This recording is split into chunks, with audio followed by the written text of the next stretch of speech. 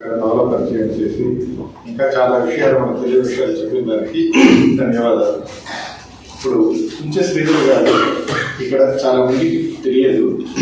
ఆయన ఈరోజు ప్రధాన వక్త కాబట్టి ఆయన గురించి కొద్దిగా చెప్పాలనుకుంటున్నాను. Sir BE mechanical in Kakinada engineering college నుంచి ఆంధ్ర యూనివర్సిటీ నుంచి బిఈ మెకానికల్ చేశారు. ప్రతిష్టాత్మకమైన Indian institute of technology Indian institute of science Bengaluru Tata institute అంటారు. దాని నుంచి మెషిన్ డిజైన్ లో మాస్టర్ ఆఫ్ ఇంజనీరింగ్ చేశారు. తర్వాత ఎల్ఎన్టీ కంపెనీలో వర్క్ చేశారు. బుక్లైనర్ డిజైన్ లో డిజైన్ హెడ్ గా వర్క్ చేశారు. ఆ తర్వాత టీచింగ్ ప్రొఫెషన్ రావాలని చెప్పి హైదరాబాద్ లో ఎంజే కాలేజ్ ఆఫ్ ఇంజనీరింగ్ లో professor and head of the department of mechanical engineering గా వర్క్ చేశారు.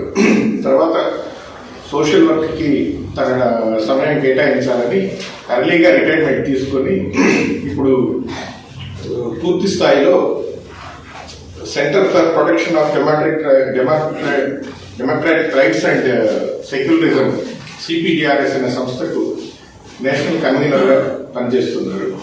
ఆయన ఒక 2 పుస్తకాలకు సహ రచయితగా కూడా పనిచేశారు. రోబోటిక్స్ అనే ఒక పుస్తకం, ఆటోమేటిక్ కంట్రోల్ సిస్టమ్స్ అనే దానికి సహరచయితగా కూడా పనిచేశారు. ఇది క్లుప్తంగా వారి గురించి. ఇప్పుడు ఈ భారతీయ నవల గురించి కుంచె శ్రీధర్ గారిని ప్రసంగించగా కోరుతున్నాను. వేదిక పైన ఉన్న రాఘవ శర్మ గారు, వాకా ప్రసాద్ గారు, ఇక్కడ ఉన్నటువంటి పెద్దలు, యువజనులు, ఇక్కడ నా గురించి పరిచయం చేస్తూ చాలా విషయాలు చెప్పారు. అది అప్రస్తుతం, అది అవసరం లేదు. సమాజానికి సంబంధించి అర్థం చేసుకోవడానికి ఒక వ్యక్తి ఇంజనీరా, సైంటిస్టా, రచయిత, వివాహితుడా, అవివాహితుడా, విద్యార్థినియా, ఇవి కాదు. ఈ విషయాన్ని భారతీయ నవలలో కూడా చరిత్ర తీసుకురావడం జరిగింది. రామచంద్ర గారు మొత్తం స్టోరీ అంతా చెప్పారు. అక్కడక్కడ ఘట్టాలని, ప్రధానమైన ఘట్టాలని.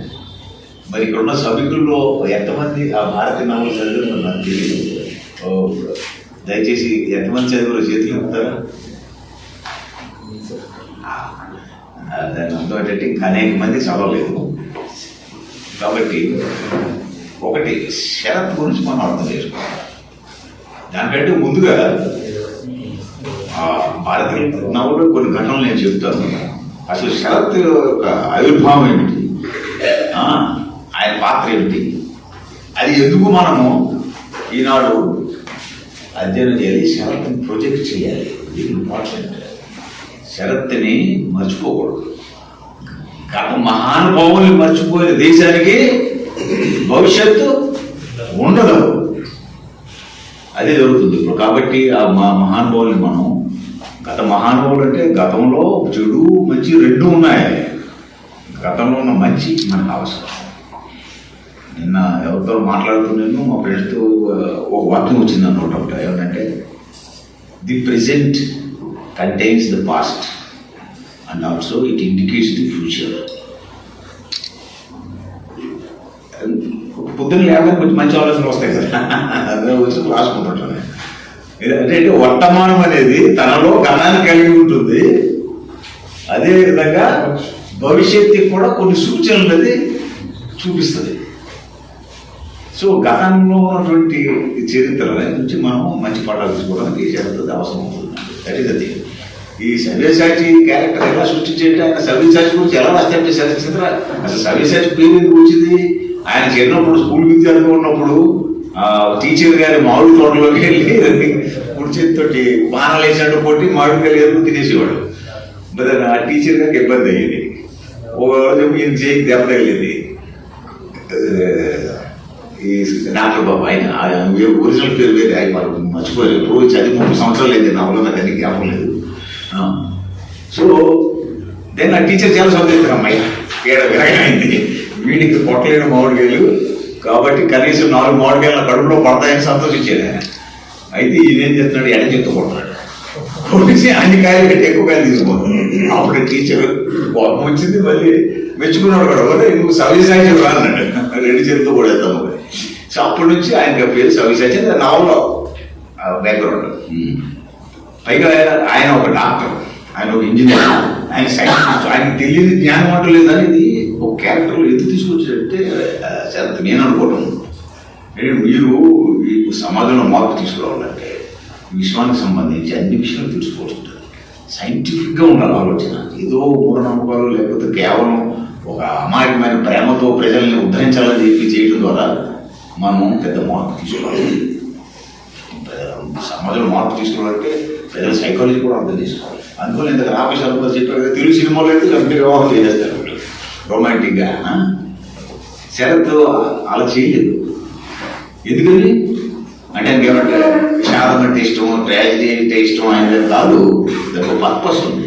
ఏంటంటే మంచి గుణగణాలు కలిగినటువంటి ఒక హీరోయిన్ని కానీ వాళ్ళు కావడానికే కూడము ఆస్తి, హోదా, అంతస్తు, మతము ఇలాంటివో ఆటంకాలు కనపడుతుంటాయి. పాట కూడా హృదయంలో వీళ్ళిద్దరూ ఏర్పడితే బాగుంటుంది కదా, భార్య భర్తలుగా ఎంత బాగుంటుంది అని కోరిక పుడుతుంది, తపన. కానీ అది జరగదు.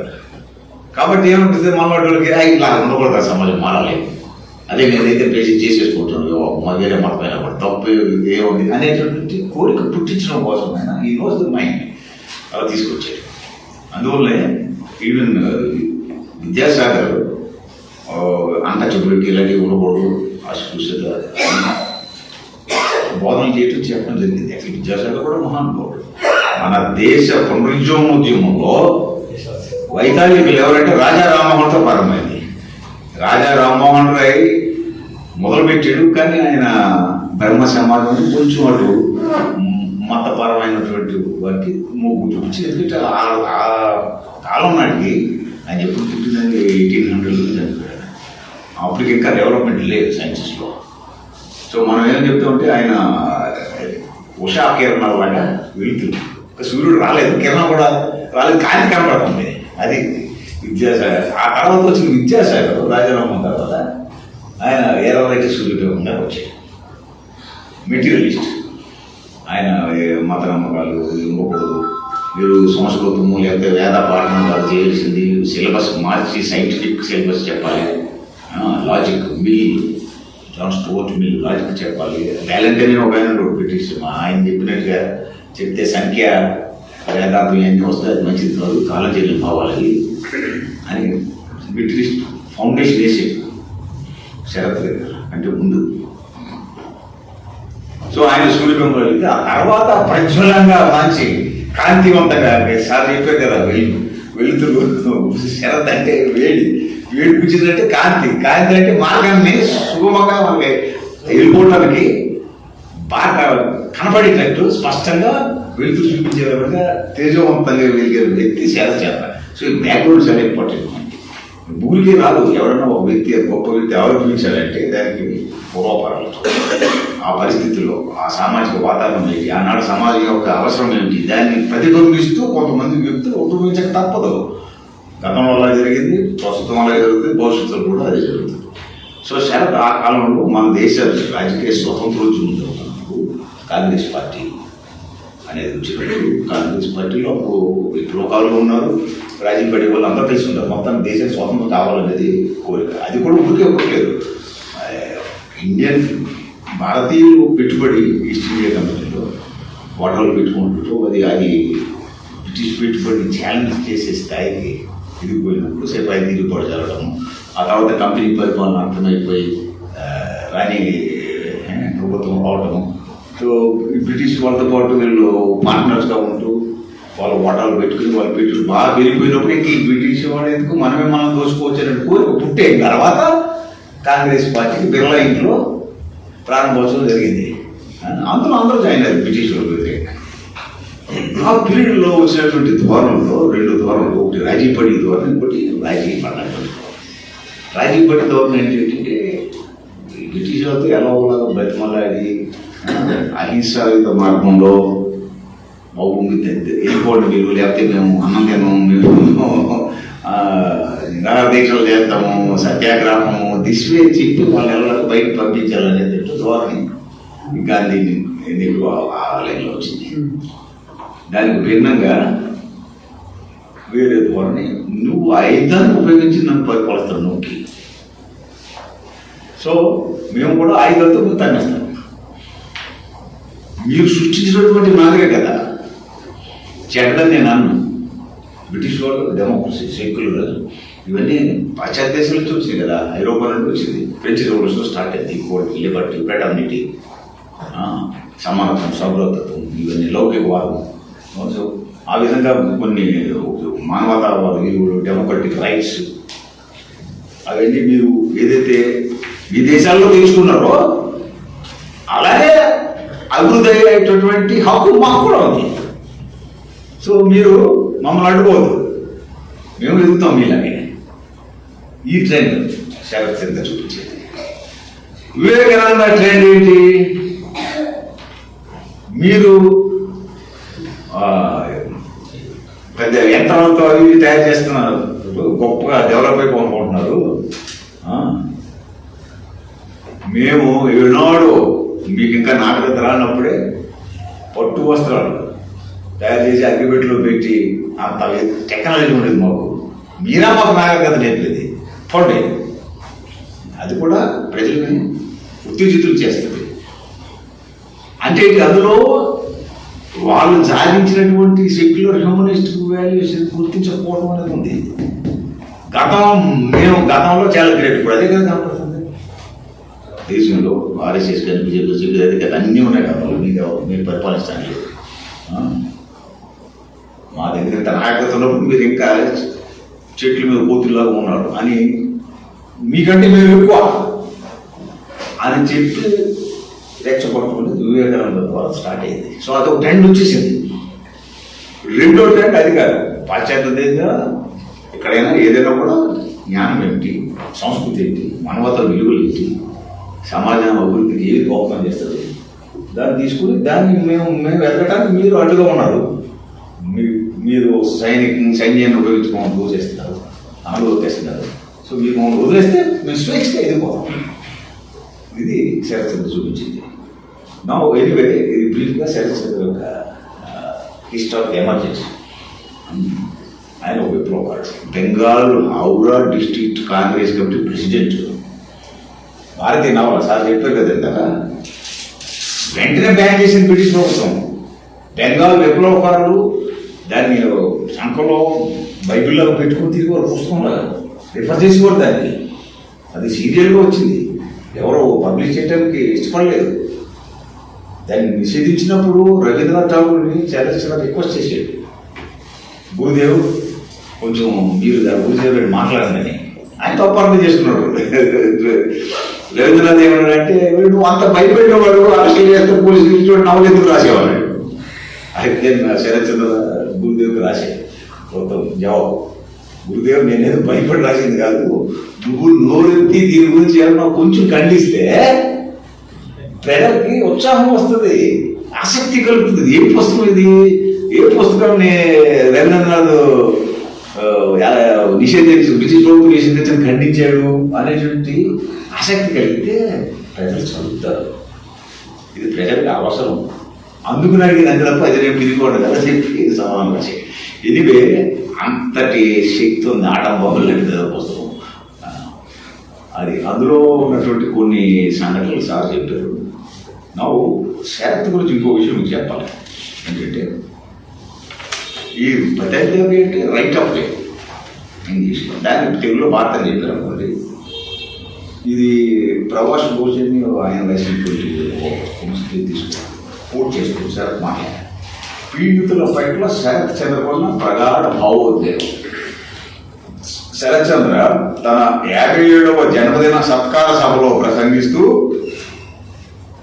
ఇలా చెప్పాడు. గుండెను పిండి వేసే పీడిత కార్మిక కర్షక మహిళల రోదనలు, కన్నీళ్ళు ఇవి నా సాహిత్యానికి ప్రధాన ఉత్ప్రేరకం అని స్వయంగా తెలియజేశాడు. ఆయన ఇంకా అలా అన్నాడు సభలో, నా సాహిత్యం అంత గొప్పది కాకపోయినప్పటికీ నాకు దక్కాల్సిన గౌరవం కంటే చాలా ఎక్కువగా ఎన్నో విధాలుగా నా దేశ ప్రజల నుండి నేను పొందాను. నా కృషికి మించి చాలా ఎక్కువ నేను పొందాను. నేను న్యాయంగా పొందాల్సిన భాగం ఎంత, నేను ఎవరికి ఎక్కువగా రుణపడి ఉన్నాను అనే భావాలు నేడు పదే పదే నా మనసులోకి వస్తున్నాయి. నా మునుపటి గౌరవ సాహితీ దిగ్గజాలకు మాత్రమే నేను రుణపడి ఉన్నాను. అంటే రవింద్ర గురుదేవ్ అని బతికించాలి, వీళ్ళందరూ కూడా గురువులుగా స్వీకరించి దాని ఆధారంగా ఇది డెవలప్ చేశాను. సో వాళ్ళ నుంచి నాకు గౌరవం జరిగింది, అది సరిపోయిందా?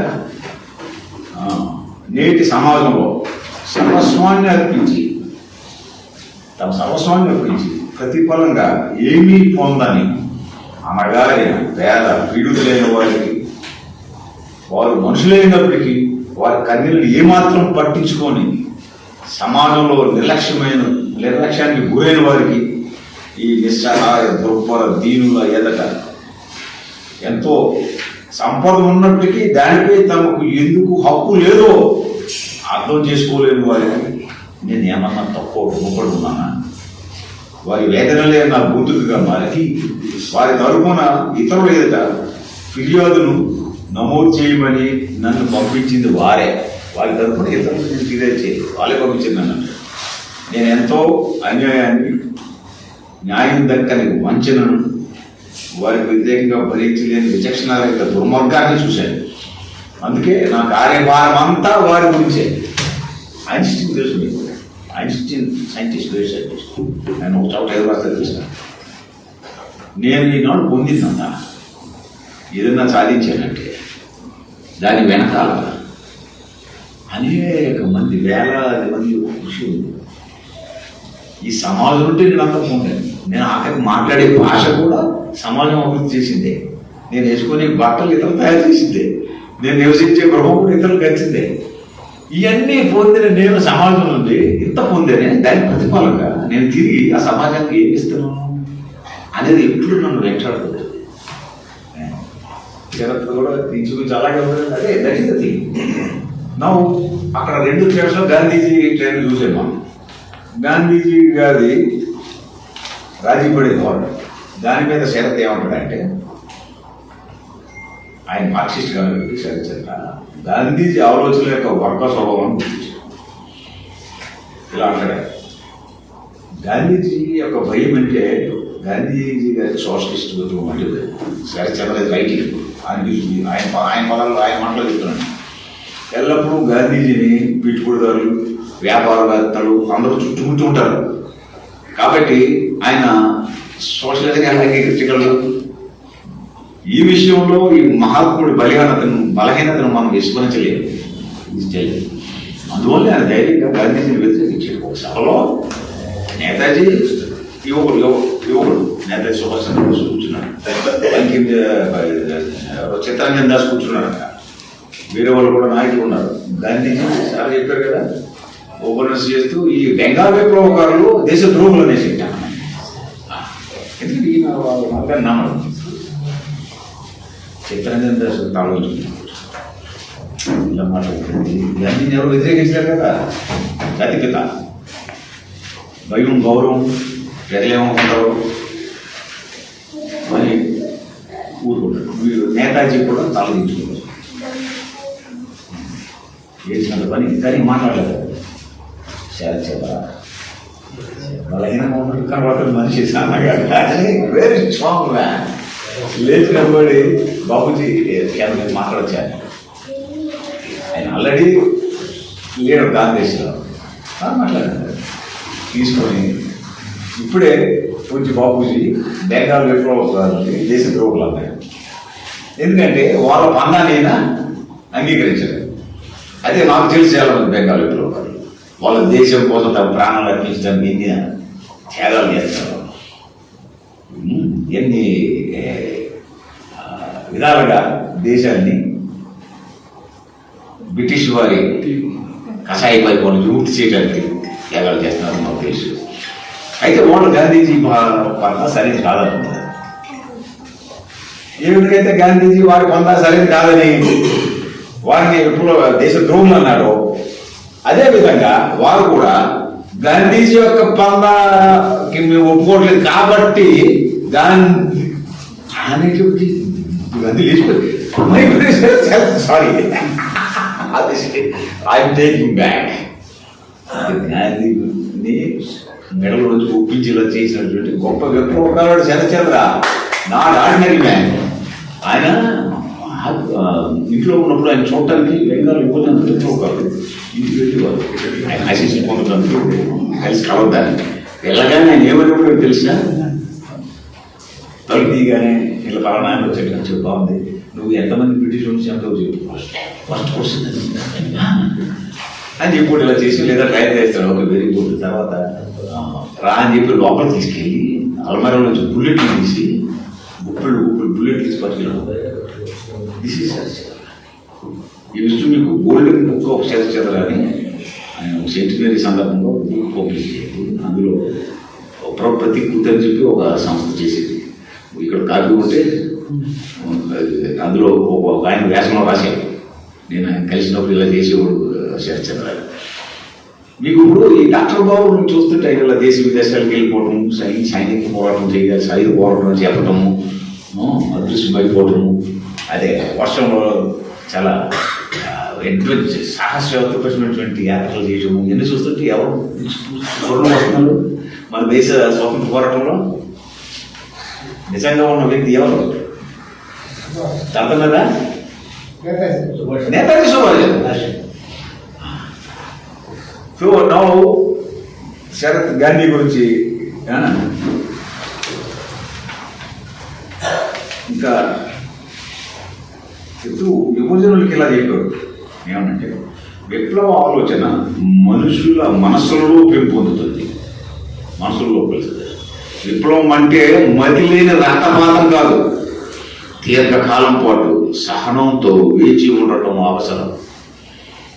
దయాహీన సమాజం, ప్రేమ లేని మతం, జాతి విద్వేషాలు, ఆర్థిక అసమానతలు, మహిళల పట్ల అంతులేని క్రూరత్వం, వీటన్నిటిలోనూ మౌలికమైన విప్లవాత్మక మార్పు వచ్చినప్పుడే రాజకీయ విప్లవం సాధించబడుతుంది. ఎంత ఇంపార్టెంట్ ప్రకటన అంటే అది. అంటే సాంస్కృతికంగా ముందు మార్పు రావాలి, సాంస్కృతిక పోరాటం. పౌరు చైతన్యం ఇది, చైతన్యం తీసుకురావాలి ఫస్ట్, ఆ తర్వాత కావాల్సిన మార్పులు జరుగుతాయి, వస్తాయి, రాక తప్పదు. కానీ దానికి ముందు ఐడియాస్లో పోరాటం, భావజాలం మారాలి, ఐడియాస్ మారాలి, అలవాట్లు మారాలి, తర్వాత మార్పు వస్తుంది అనేది.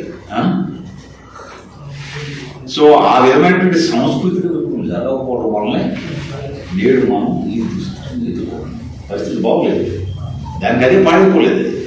ఈ సంస్కృత కార్యక్రమాన్ని పక్కన పెట్టేయడం అనేది జరిగింది దేశ స్వాతంత్ర పోరాటం, అందువల్ల జరిగింది. దెన్ ఆయన దీని గురించి ఆ భారత నవలోనే ఉంటుంది. శశి అని ఒక ఆయన ఉంటాడు,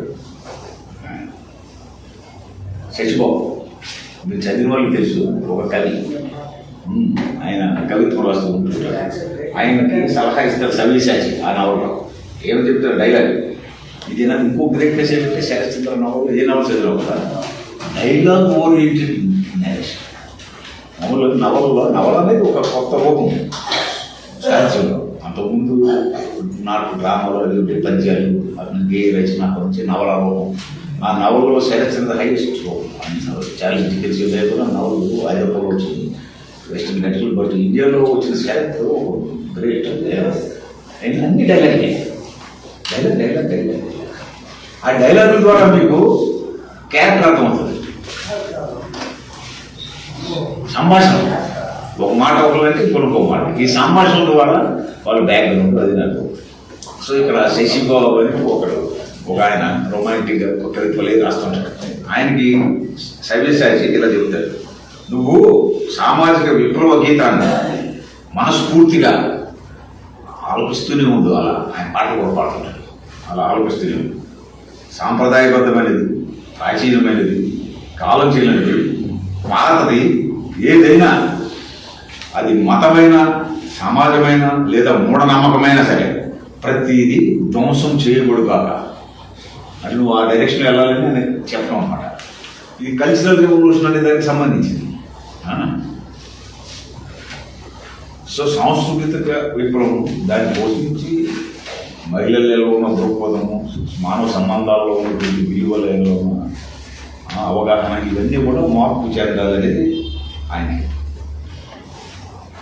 సాయుధ పోరాటం గురించి ఆయన ఈ భారతీయ నవలో ఎక్కువ చెప్తుంటారు.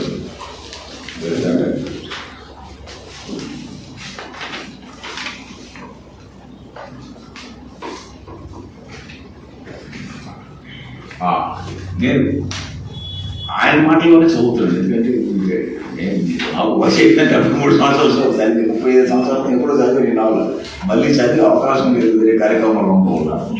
సో అలా ఆసుగా నేను మాట్లాడలేదు, చదువుతున్నాను ఆయన మాటలోనే ప్రింట్ తీసుకొచ్చాను. ఆయన ఏమంటే భారతీయ నావల్లో డైలాగ్ అది, భారతీయ నావల్ చదివితే మీకు డైలాగ్ అనుకుంటారు. సో అహింస మార్గం గురించి సార్ చెప్పేది ఆమె క్రిస్టియన్ భక్తులు, adapted Christian party. So Gandhi ప్రభావం శరత్ ఏం చేసిందంటే నవలో చాలా గ్రేట్ సర్వీస్ చేసినట్టే గాంధీ ప్రభావం చాలా ఎక్కువ ఉంది దేశంలో. మహామహులందరూ కూడా ఈ అశాంతి హింసను మనం ఖండించాలి, డిఫరెంట్గా రావాలి అనే దాంట్లో బలేదు. సో దాని ప్రతీకగా, దాని యొక్క రిఫ్లెక్షన్గా భారత్ని మామూలు క్యారెక్టర్గా సృష్టించే బాగోదు కాబట్టి స్ట్రాంగ్ క్యారెక్టర్ మీద గుర్తించేలాగా తీసుకొచ్చి ఆమెను చిత్తుగా వాళ్ళలో ఓడించేలాగా సర్వీస్ యాక్షన్ క్రియేట్ చేసి, అర్థమైందా? సరే గాంధీ డిఫీట్ చేసినట్టే, అక్కడ భారతీయ ఓడిపోయింది అంటే గాంధీ ఓడిపోయినట్లు దాని గురించి తీసుకొచ్చింది. అందులో డైలాగ్స్ వస్తాయి. ఇది గ్రేట్ ఆర్ట్. అది ఆర్ట్ అంటే రియలిజం, మనం సోషలిస్ట్ రియలిజం ఉన్నట్టుగా చూపిస్తే అది ఆర్ట్ ఎలా అవుతుంది? ఆయన బాత్రూమ్కి వెళ్ళి ఏం చేసాడో, స్నానం చేసి టాయిలెట్కి వెళ్ళి ఇవన్నీ ఉన్నట్టుగా ఫోటోగ్రఫీ పిక్చర్ రాసి ఫోటోగ్రఫీ అవుతుంది, ఆర్ట్ కాదు అది. అలా అని చెప్పి ఆర్ట్ అనేది చాలా భవిష్యత్తును చూపించాలి కాబట్టి అని చెప్పి ఆ భవిష్యత్తుని ఏదో ప్రజల హృదయాలు హత్తుకునే విధంగా కాకుండా ఏదో ఇమాజినరీగా గీతలు రాసేస్తుంది, పికాసో పెయింటింగ్ లాగా తయారవుతుంది. ఏం అర్థం కాదు. సో అదేంటంటే వాస్తవ పరిస్థితుల్ని తీసుకోవాలి. ప్రజలు మంచిగా ఉంటుంది, చెడు ఉంటుంది, అది కూడా చూపించాలి. Realistic, this is realism. అందుకు ఆ సెల్ఫ్ క్యారెక్టర్స్ వచ్చి మీకు ఎవరో కొత్త వాళ్ళు మాకు ఎక్కడో ఊహాతీతమైనది ఏదో అని అనిపించదు. అందుకనే అందినట్టుగానే ఉంటాయి క్యారెక్టర్లు. మన ఇంట్లో వాళ్ళు ఉన్నట్టుంది, మన అంతలో మామూలు ఇలాగే ఉంటారు క్యారెక్టర్స్. అందువల్ల చాలా మంది తెలుగు వాళ్ళు శరత్ అప్పుడు అది అనువాదం బాగా చేశారు. ఆయన తెలుగు శరత్ని తెలుగు కూడా బెంగాలీ తెలియదు. మా చిన్నప్పుడు బొందలపల్లి శ్రీరామకృష్ణ ఆయన బెంగాలీ వచ్చి బాగా చేశాడు. ఆ తర్వాత చక్రపాణి అంతా చేశారు. మొత్తం మా చిన్నప్పుడు మా స్కూల్ ప్రతి ఇంట్లోనే ఉండేది శరత్ పుస్తకాలు, ఏదో 2-3 పుస్తకాలు ఉండేవి. ఆ విధంగా వాళ్ళకి మంచి ఉత్సాహంగా ఇంట్రెస్ట్ వచ్చింది చదవాలని. ఎందుకని ఆ క్యారెక్టర్స్ అందరూ మామూలు మన దైనందిన జీవితంలో మనకు ఎదురయ్యేటటువంటి క్యారెక్టర్సే. సుగుణాలతో పాటు బలహీనతలతో కూడా ఉన్న క్యారెక్టర్స్ ఉంటారు అక్కడ. అందువల్ల అదేదో అవాస్తవికంగా మనం అనిపించదు, హత్తుకుపోయేలా ఉంటాయి. అగైన్ మీరు చాలా జాగ్రత్తగా గమనించినట్లయితే వాళ్ళ మామూలుగా మన ముందు కనపడే మనుషులు కాకుండా కూడా దాగి ఉన్నటువంటి ఒక గ్రేట్ క్యారెక్టర్, గ్రేట్ ఎలిమెంట్ కనపడుతుంది అక్కడ. This is socialist realism. వాస్తవికంగా కాకుండా దాన్ని తీసుకుని దాని నుండి రచయిత దాని యొక్క సొంత ఆలోచన ఏదైతే సమాజానికి అవసరమో, ఏ విధంగా అయితే ప్రజలు ఆలోచనలు మార్చుకోవాల్సి ఉంటుందని అనిపిస్తుందో దాన్ని అక్కడ సృష్టించాలి ఆ క్యారెక్టర్. సో ఆ విధంగా తీసుకొచ్చింది. ఎన్నో ఎనివే ఈ డైలాగ్ అయితే భారతతో డిస్కషన్లో శాంతి శాంతి శాంతి ఈ వృధతో నా చెవులు దాదాపు చెవిటి అయిపోయింది విని సవిసరి. ఈ అబద్ధాన్ని ఇంతకాలం ఎవరు ప్రబోధించారో మీకు తెలుసా? ఎవరైతే ఇతరుల శాంతిని దోచుకుంటున్నారో వాళ్ళు, ఎవరైతే భారీ రాజభవనాలు నిర్మించుకోవడం ద్వారా ఇతరుల అభివృద్ధి మార్గాన్ని అడ్డుకుంటున్నారో వాళ్ళు, ఎవరైతే ఈ అబద్ధాన్ని ప్రబోధిస్తున్నారో వాళ్ళు పేదలకు, దుఃఖితులకు శాంతి మంత్రాన్ని ఉపదేశిస్తుంటారు. అంతేకాక అశాంతి అంటే మాకు పడదు అని ప్రజలను బెదిరిస్తారు కూడా. వాడు అలా అన్నంతనే ప్రజలు అది పాపమేమో, అది చెడ్డదేమో అని ఆలోచించడం ప్రారంభిస్తాడు. నవ్వు పోల్చుతాడు. గొంతుకు కట్టేసిన ఆవు ఆకలితో అనుమతిస్తూ కూడా ఆ నిలువు కాళ్ళపై అలాగే నిలబడిపోతుంది. ఈ విషయం మీరు ఎప్పుడన్నా గమనించారా? అది నిలువు కాళ్ళపై అలా నిలబడి చనిపోతుంది కానీ సులభమైనప్పటికీ కూడా ఆ చింకిపోయిన పలుకుతాడు తెచ్చుకొని బయటకు యజమానికి శాంతి భంగం కలిగించడానికి ఆమె ఆవు యజమానికి శాంతి భంగం కలిగించుకుని అలా చచ్చిపోతాడు. అలా ట్రైనింగ్ అయిపోయి మన మనసులో అని చెప్తున్నాడు విన్నది ఈ శాంతి శాంతి శాంతి అని చెప్పడం అనేది. తర్వాత ఇంకో చోట ఏం చెప్తుంటే సమ్మె పట్ల సారీ సమ్మె అంటే మహాత్మాలు సమ్మె చేస్తారు కదా, స్ట్రైక్, వర్కర్స్ చేసి స్ట్రైక్. సమ్మె గురించి మనకు తెలుసు. అయితే అలజడి లేకుండా సమ్మె ఎక్కడ జరగదు, దానికి అలజడి చేయాలి. మన సమాజంలో సంఖ్యాబలం ఉంటే తప్ప ఏ సమ్మె కూడా విజయవంతం కావాలి. సంపన్నుల ఆర్థిక నష్టం అనేది పేదవారి ఆకలితో ఎంత మాత్రమో రెండు సమానమైన. సంపన్నుడు కొంచెం నష్టం వస్తుంది కానీ అది పేదవారి ఆకలి తీరుతుంటే ఆ సంపాదన నష్టం తెలిసినా పర్వాలేదు, రెండు సమానం కాదంటాడు.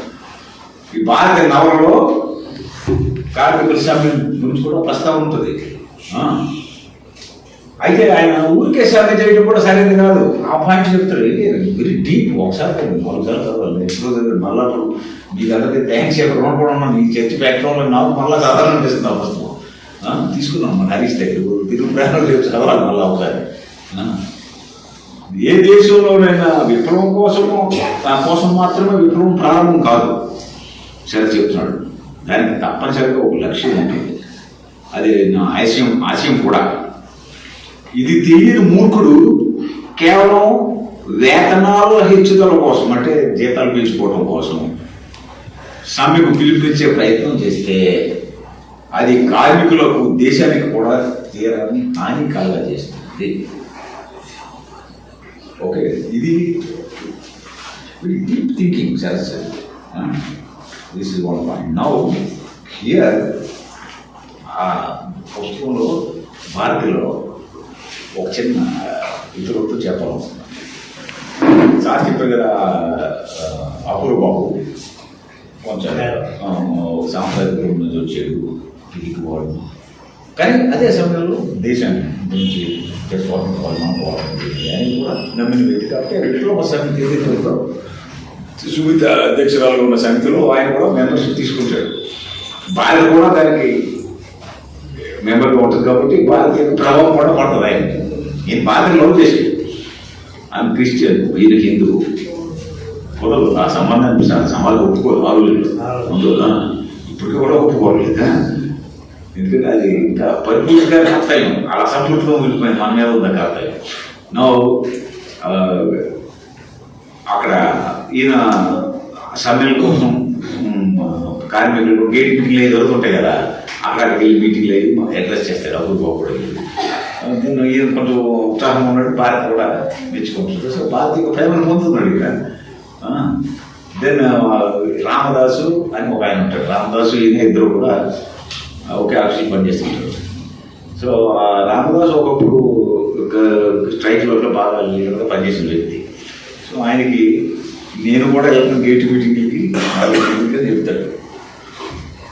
ఆయన మాట్లాడుతుంటే కొంచెం ఉత్సాహం వచ్చింది అక్కడ కార్మికులు 4-5 ఫ్యాక్టరీలో. సుమిత్ర అంటది అధ్యక్షులు, నువ్వు బాగా మాట్లాడుతున్నావు, మనం ఒక పెద్ద హత్తాలు పిలిపిద్దాము, మొత్తం అన్ని ఫ్యాక్టరీలు మీటింగ్ పెట్టేసి వేలాది మంది వస్తారు, ఆ సభలో నువ్వు మాట్లాడితే బాగుంటుంది. ఇంక ఉత్సాహం అప్పుడు ఏంటి బాగా మెచ్చుకుంటుంది. ఆ ఉపన్యాసం ఇస్తే దంచే ఉపన్యాసం అనుకుంటాడు. లైబ్రరీకి వెళ్ళిపోయి రాత్రంతా కూర్చుని మొత్తం సేకరణ చేస్తారు. కార్మికులు ఉద్యమం ఎక్కడ స్టార్ట్ అయింది, మీడియా ఎక్కడ స్టార్ట్ అయింది, గణాంక సంఖ్యలు, వివరాలు, ఎలా గోపి జరుగుతుంది, ఎంత దోచుకుంటున్నారు. పెద్ద ఉపన్యాసం చాలా బాగా తయారు చేసుకుంటాడండి. లేచి ఊడ్చుకుంటాడు. నేను చెప్తుంటే అందరూ తప్పని కొడుతుంటాడు. అప్పుడు భారతీయ నమ్మకం ఇలా వస్తుంది, నవ్వు సంతోషిస్తుంది, సూత్ర కూడా మెచ్చుకుంటుంది. నేను ఒక్క ప్రోగ్రామ్ అయిపోతాను ఊడ్చుకుని వస్తాను. సరే అది మీటింగ్ వచ్చినప్పుడు 1000 మంది గుంపుకుంటారు. అన్ని ఫ్యాక్టరీ నుంచి వచ్చారు. మీటింగ్కి పర్మిషన్ లేదని ఒక ఆయన చెప్తాడు. పర్మిషన్ లేకపోవడం ఏంటి, మేము మా ఊళ్ళో మేము మాట్లాడుతున్నాం సుమిత్ర అంటారు. ఒక కార్మికుని అప్పుడు ఉద్యోగంలో తీసేశారు. ఆయన చాలా కోపం ఉన్నాడు. ఉద్యోగం ఉన్నారు కాబట్టి చాలా గట్టిగా కోపంగా మాట్లాడుతుంటాడు. అందరూ చూస్తుంటారు. దాంతో కాకుండా పోలీస్ ఆఫీసర్ వచ్చి దానికి సరిగ్గా లేదని చెప్పి మొదలెత్తారు. మీకు గవర్నమెంట్ ఆర్డర్ ఉంది, మీరు ఇలా మీటింగ్ పెట్టకూడదని. అంటే పోలీసులు కొంచెం ముందుకు వస్తుంటే అంత గట్టిగా ఉపన్యాసిస్తున్నట్టుగా కార్మికుడు తుడు జాగ్రత్తలు అక్కడ వెళ్ళిపోతాడు. ఇలా చక్కరైపోతాడు. అక్కడ ఇది ప్రింట్ బుక్ తీసుకుంటాం. ఇది కొంచెం I think I might take more time. Okay, so ఇది చదివిపిస్తాను ఇక్కడ.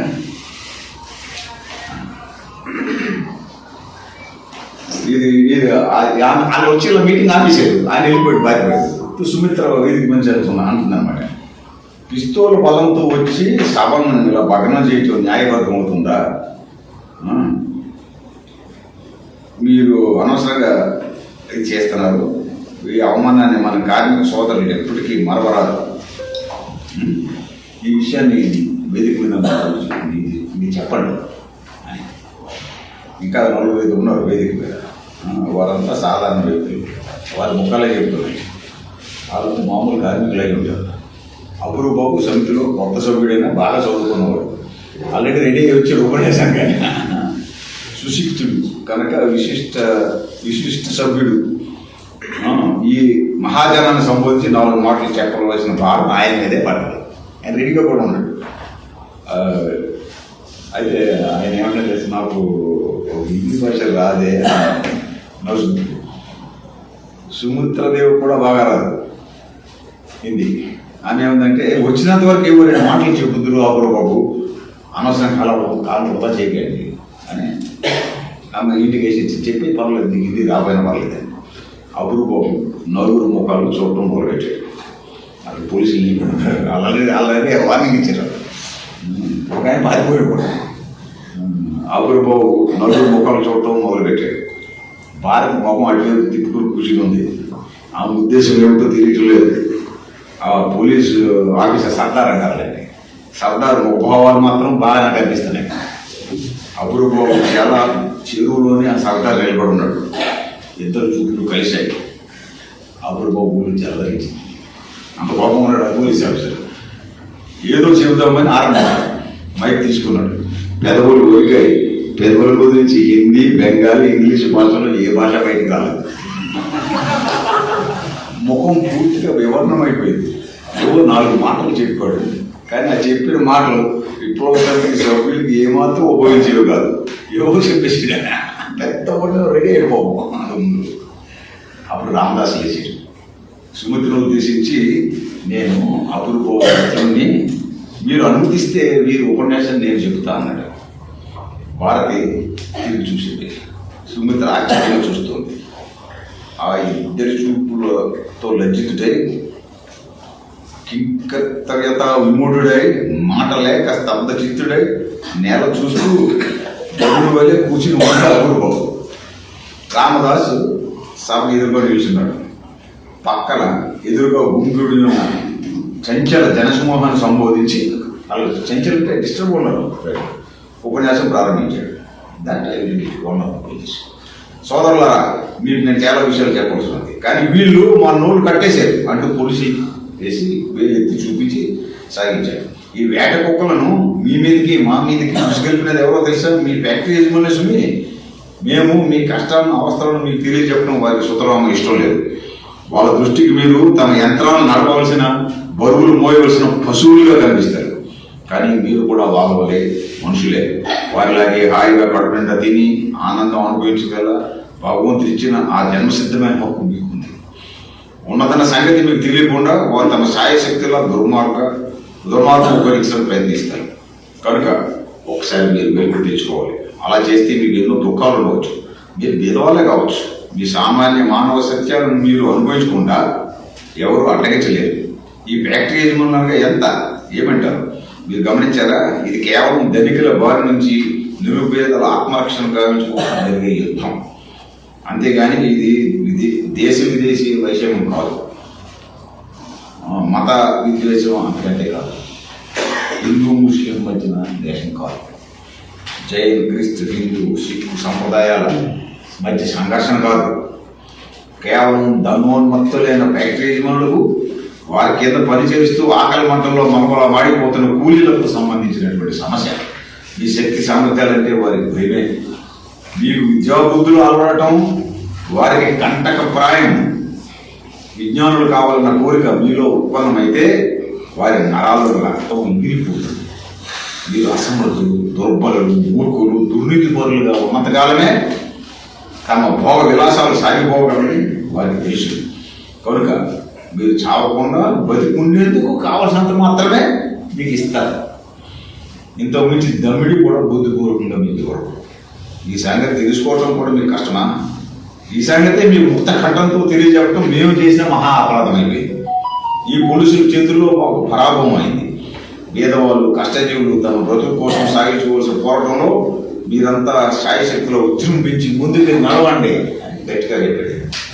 ఆ తెల్ల సర్దార్ అంటే బ్రిటిష్ ఆయన ఈ మధ్యన వచ్చేది ఇక్కడికి.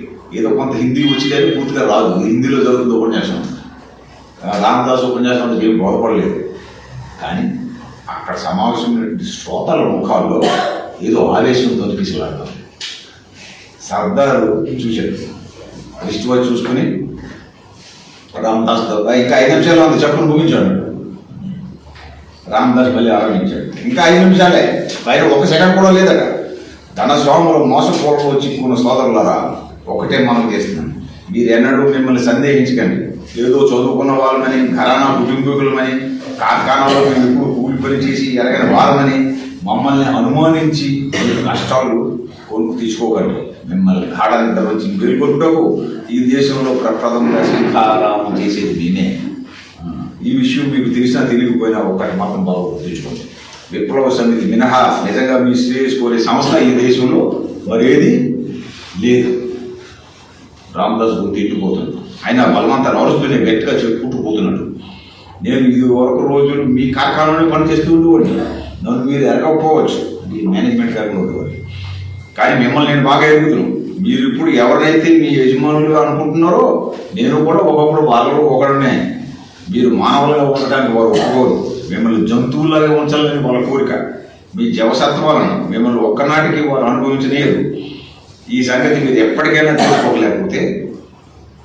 తెలుసుకోకపోతే లాభం లేదు. మీరు చెడ్డవారు, ఇంద్రియ లంపటులు, స్వేచ్ఛావాదాలు అని వాళ్ళు అస్తమానం అంటుంటారు. ఎప్పుడన్నా మీరు మీ హక్కుల కోసం గడపడ చేస్తే మాదేముంది, దోషమంతా మీదే. మీకు ఆత్మసమయం లేకపోవడం మీదే తప్పు. అదే మీ కష్టాలకి మూలం అంటూ మీ యొక్క ఉన్నతిగా అడ్డు ఉంటుంటారు. మంచితనం ఆలోచుకోకుండా ఎవరు కూడా ఉన్నతిగా అభివృద్ధి కాలేరు అంటూ ఒక అబద్ధం చెప్పి మీరు నోటు వాళ్ళు చెప్పేది అబద్ధం, కటిక అబద్ధం. ఇవాళ మీకు హృదయపూర్వకంగా నిస్సంకోచంగా నేను చెప్తాను. మీ స్వభావమే మీ ప్రస్తుత అవస్థలకు హేతువు కానే కాదు.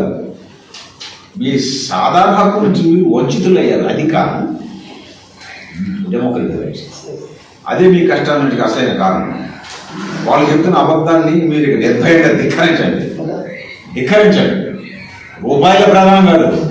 అంటే ఒళ్ళి జీతాలు పెంచుకోవడం మీరు మీ రాజ్యాధికారం కోసం పోరాటం చేయండి, పిలుపదే. కష్టం చేయకపోతే ప్రపంచంలో ఏ వస్తువు సాధ్యం లభించదు. సో మేము కూడా మీకులాగే యజమానులు, మీకు మళ్ళా మేమే సర్వాధికారులు, కార్ఖానా మేమే యజమానం అని మీరు తీక్షణంగా ఉద్ఘోషించండి చెప్పి తయారు చేస్తున్నారు. ఇంతలో ఆ పోలీసు సర్దార్ తెల్లడు ఆ చెవిలో పక్కోడు దుబాసి అంటారు కదా, ట్రాన్స్లేషన్ చెప్పి సర్దార్ కొనులు చింతనిక్కులైపోయి అవుడు గారు అన్నట్టు అవే మాటలు. అది శాంతికి భంగం అంటే ఓనర్షిప్ పట్టాడు కదా. అప్పుడు బాబు ఉలిక్కి పడ్డాడు. రామదాస్ చొక్కా పట్టుకుని అప్పుడు దొరకంటున్నాడు. ఊరుకో రామదాస్, ఊరుకో. నాన్న వల్ల ఈ దేశంలో నీ భార్య పిల్లలు ఇంకా అప్పుడు. రామదాస్ ఆ మాట వినిపించుకోలేదు. దగ్గరగా ఆడుతూ ఉపన్యాసం చెబుతూనే ఉన్నాడు.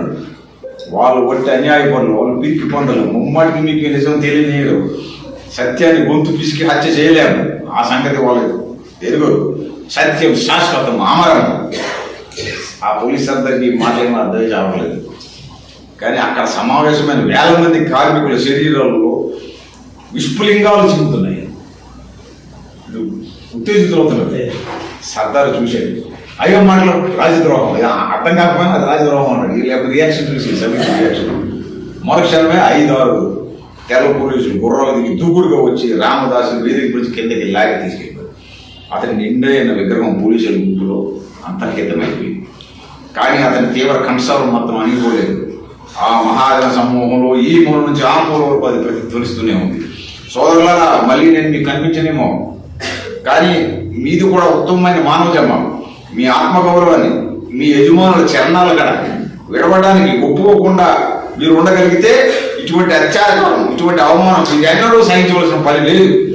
గుంపులో తీసిపోతారు. అతని మాటలు ఇంకా పూర్తి కానే లేదు. అప్పుడే దక్షయజ్ఞం ప్రారంభమైంది. గుర్రాలు పరిగెత్తాయి, కొరడాలు చప్పుడు చేశాయి. అవామానితులు భయకంపితులు అయినటువంటి కార్యక్రమం అటు ఇటు అడుగు పెట్టింది. ఎవరి మీద ఎవరు పడ్డారో, ఎవరి కాళ్ళకి ఎవరు నలిగిపోయారో చెప్పనారు కదా, ఇలా వెళ్ళిపోతుంటున్నావు. ఓకే, ఇదంతా నేను ఎందుకు చెప్తున్నానంటే, ఆయన దేశంలో కార్మిక రాజ్యాన్ని కోరుకున్నాడు. సొసైటీ ఈ నవల, భారతీయ నవల సృష్టించింది రాజీ పడే గాంధీ పండ ఏదైతే ఉందో దాన్ని ఓడించాను, చిత్తులో ఓడించాను. అందువల్లనే బ్రిటిష్ వారు భయపడి దీన్ని న్యాయం చేసేసారు. అయితే ఒక పబ్లిషర్ తెగించి పబ్లిష్ చేశారు, వెళ్ళిపోయి కాపీలు. అది మళ్ళీ అరెస్ట్ చేసి చెప్తే ఆ పబ్లిషర్ అరెస్ట్ చేసి లోపల వేల కాపీలు వెళ్ళిపోయారు. ఎప్పుడో ఒకరు దాన్ని తీసుకున్నారు. ఏమిటంటే ఇక్కడ కాంగ్రెస్ పార్టీ అప్పుడు టాటా బిర్లా వీళ్ళందరూ కూడా నేతాజీ పైకి రాని లేదు, గాంధీ కదా వాళ్ళ చరిత్ర మీకు తెలుసు, ప్రొజెక్ట్ చేశారు. దానివల్ల ఈ రాజీ లేని పోరాటి ధావరణి యొక్క నాయకత్వంలో మనకి గాంధీ గారి నాయకత్వంలో వచ్చింది. కానీ అది కూడా పూర్తి సత్యం కాదు. డాక్టర్ అంబేద్కర్ మీకు యూట్యూబ్లో దొరుకుతుంది వీడియో, 2 నిమిషాలు. ఆయన బ్రిటిష్ ప్రధానమంత్రితో మాట్లాడుతూ మా భారతదేశానికి స్వాతంత్రం గది కూడా రాలేదంటే, గది ఎప్పుడు తెచ్చాడు, గదికి తెలియదు. అది నేతాజీ వాళ్ళు వచ్చింది. It's fact actually. Indian national army అది 2వ ప్రపంచ అయిపోయిన తర్వాత బ్రిటిష్ వాళ్ళు ఇండియన్ నేషనల్ ఆర్మీ నాయకులు 3 అరెస్ట్ చేశారు 1945. 2వ ప్రపంచ యుద్ధం అయిపోయింది. కల్నల్ సింగల్, దిల్లో షానవాస్, ఒక హిందూ మతం, ఒక ముస్లిం, రెడ్ ఫోర్ట్ దగ్గర ట్రైల్. దాంతో దేశం వ్యాప్తి నల్లలు తిరుగుబాటు. రాయల్ బ్రిటిష్ ఆర్మీ పేరు రాయల్ బ్రిటిష్ ఆర్మీ, పెద్ద పెద్ద కెప్టెన్ తెల్లవాళ్ళు, కానీ కింద సైనికులు అందరూ భారతీయులే. నావికాదళం భారతీయులే. రాయల్ నేవీ పేరు royal navy, British navy, but వీళ్ళే. వాళ్ళందరిలో కూడా చాలా ఔపతీర్థులయ్యారు. వాళ్ళు ఏంటిది, మా ఇండియన్ నేషనల్ ఆర్మీ రాష్ట్రపతి పోస్ట్ నిర్మించిన నేతాజీ కప్చెప్పి నేతాజీ వాళ్ళు అక్కడి నుంచి వచ్చి చెలో ఢిల్లీ వచ్చి కొట్టుకుంటున్నారు. 2వ ప్రపంచ యుద్ధం సమయంలో జరిగింది అది. మన దేశానికి సాయుధ పోరాటానికి నాయకత్వం ఇచ్చిన మన ఆర్మీ అది. వాళ్ళు వీళ్ళు శిక్ష ఒప్పుకోమని చెప్పి వెంటనే వాళ్ళు తిరుగుబాటు. అంటే తిరుగుబాటు అంటే సమ్మెలు. బొంబాయి టెక్స్టైల్ మిల్స్ 1 రోజుల పాటు సమ్మె వెళ్ళి కుదిరేయండి. ఆ చానాబాద్ జిల్లాలో శేఖరాలు 3 కూడా మీరు ఉరిదించడానికి లేదు. దెన్ మ్యూటినీ అంటే వైజాగ్ శక్తి పట్టించారు, కోఆపరేట్ చేయాలి. బ్రిటిష్ పార్లమెంట్లో చర్చలు ఏం చేయాలి, మనం పరిపాలించిన రాష్ట్రమే అది సైన్యం 10 పంపించేద్దాం. ఎక్కడ పంపుతాం సైన్యం? 2వ ప్రపంచ యుద్ధంలో వేశారు మనం రెడ్డిగా లేదు వెళ్తానికి. అక్కడ చేస్తాం. వాళ్ళందరూ కూడా మద్దతుగా ఉన్నారు ఐఎన్ఏకి. దెన్ ఈ పరిస్థితుల్లో ఒక పర్టికులర్ ఎంపీ సలహా ఇచ్చిందంటే ఇక బెటర్ మనం బయటకు వచ్చేద్దాం, భారతదేశానికి వదిలేసి. 1 సంవత్సరం 2 సంవత్సరం స్వాతంత్రం వచ్చేసి వాళ్ళకి 6 స్వాతంత్రం వచ్చేస్తే ఎట్లాగా ఇలా భయపడి చేసినట్టు. దెన్ ఐడియా, నువ్వు స్వాతంత్రం అంటే ఏదే కాదు, సైకిల్ను సాయుధ పోరాటాలు అంటే కాదు. మనోడు ఉన్నాడు కదా గాంధీ, ఆయనకి ఇచ్చేద్దాం. అదే సమయంలో దేశాన్ని 2 ముక్కలు చేశారు, ఇండియా పాకిస్తాన్ విభజించి పరిపాలన. మన పొలిటిక్గా కొనసాగుతుంది. విశ్వ ఒక పని దేశం స్వాతంత్రం వచ్చింది. సో ఈ సాయుధ పోరాటం పిలుపు ఏదైతే చరిత్రలో పుస్తకం రాశాడో అది ఫలవంతమైంది, పూర్తి కాకపోయినట్టు కూడా. బ్రిటిష్ వాడు వీళ్ళు కూడా కారణం గాంధీజీ చరిత్రలో తప్పుగా రాస్తున్నారు. అహింస పద్ధతిలో మన స్వాతంత్రం వచ్చింది అది, లేకపోతే బ్రిటిష్ వాడు వెళ్ళుండి కూడా కాదు, ఇంకా పనులు పరిపాలించేవాడు. సో ఎనివే శరత్ చంద్ర బోస్ తెలుసుకోవాలంటే ఆయన ఏదో ఒక నవలాకారుడు, లేకపోతే ఏదో ప్రేమ గురించి, లేకపోతే మహిళలకు స్వేచ్ఛ అవసరం, దాని గురించి రాశాడు. మహిళలు అణచివేతకు గురినంత కాలం సమాజంలో మార్పు రాదు, అది బాగా గుర్తించారు ఆయన. కాబట్టి మహిళల పరిస్థితి సానుభూతి కలిగే విధంగా క్యారెక్టర్స్ ఒక్కొక్క నవలు. అవకాశం ఉంటే మళ్ళీ ఎప్పుడైనా మనం కలిస్తే వేరే నవలు ఉన్నాయి. ఇప్పుడు టైం లేదు కాబట్టి చర్చించింది శేష ప్రశ్న, చరిత్ర, ఒక్కొక్కటి ఒక్కొక్క ఇతిహాసం, ఒక్కొక్కటి చెప్తుంటే మీకు ఆ స్టోరీస్ ఎట్లుంటే దెన్ మనకు సమాజంలో నిజంగా జరిగిన సంఘటనలు కనపడితే అదే సమయంలో సమాజం ఎలా ఉండకూడదు, ఎలా ఉండాలో అనేటటువంటి సూచనలు కూడా కనపడతాయి. ఇందాక చెప్పే కదా, వర్తమానంలో గతం ఇమిడి ఉంటుంది, భవిష్యత్తుకి సూచనలు కూడా ఉంటాయి అనేది ఖచ్చితంగా మనకి శాతం నవలన్నింటిలో కూడా కనపడుతుంది. ఇది ప్రజలు మర్చిపోతే, అసలు శారత్ అంటే ఎవరు తెలియకపోతే, అదే సినిమా వచ్చింది అది నాగేశ్వర యాక్ట్ చేసేది. ఒక కోర్టు సీన్లో ఆయన అంటాడు, మన యువజనులు గురజాడ అంటే తెలంగాణలో ఒక గ్రామం అనుకుంటున్నారు. ఎప్పుడు 60s వచ్చిన సినిమా అది, సుడిగుండాలో వస్తాయి. అంతకంటే దారుణ పరిస్థితి నెక్స్ట్ తరానికి తెలియట్లేదు. కాబట్టి తెలియాలి అంటే చర్చలు చేయటం, ఏమన్నా నాటకాలు తయారు చేయటం, చిన్న చిన్న సినిమాలు చేయటం, సోషల్ మీడియా ఆల్సో ఇదే. ఇది సెల్ఫ్ కల్ట్ అనేది ఉండాలి. అంటే అక్కడ మనకు సైంటిఫిక్ అండర్స్టాండింగ్ వస్తుంది, మతాలకి కులాలకి అతీతంగా ఒకరికొకరు దగ్గర అయ్యేటువంటి అవకాశం ఏర్పడుతుంది. ఒక మాటలో చెప్పాలంటే రాబోతున్న ముంచుకు రాబోతున్న ఫ్యాసిస్ట్ ప్రమాదానికి ఒక విరుగుడుగా రంగాన్ని మనం సిద్ధం చేయగలుగుతాం, లేదంటే చరిత్ర మనం క్షమించడం. సో నాకు ఈ అవకాశం ఇచ్చినందుకు కాబట్టి ధన్యవాదాలు తెలుస్తూ ఇక్కడితో నేను ముగిస్తాను.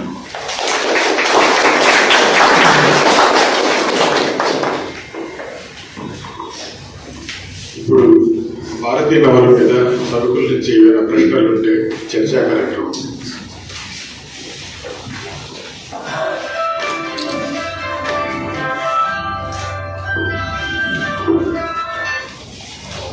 ప్రశ్న